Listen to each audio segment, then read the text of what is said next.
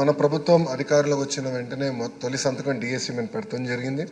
దాంట్లో భాగంగా మేము కూడా చాలా పారదర్శకంగా ఒక టెట్ కూడా నిర్వహించడం జరిగింది.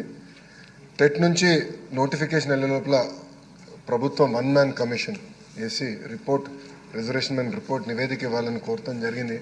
దానివల్ల ఈ ప్రక్రియ వాస్తవంగా కొంచెం డిలే అవుతాం జరిగింది, అంటే ఎలాంటి సందేహం లేదు. కానీ మేము ఆల్రెడీ గౌరవ ముఖ్యమంత్రి గారితో చర్చించి ఎట్టి పరిస్థితుల్లో మార్చిలో ఈ నోటిఫికేషన్ ఇవ్వాలని నిర్ణయం తీసుకున్నాం.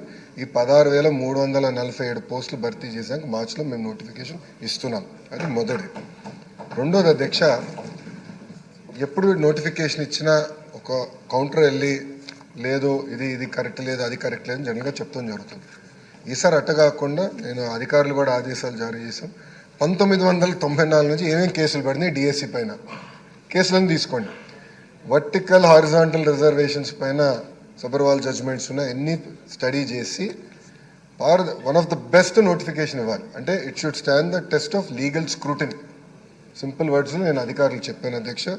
సో మేమందరం బలంగా నమ్మేది it will be one of the finest notification. It will also stand legal scrutiny.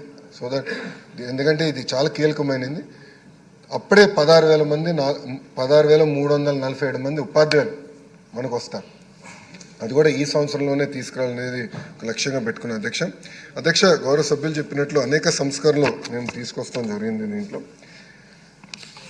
First నేను చెప్పాల్సిన జియో 117 ఆల్టర్నేటివ్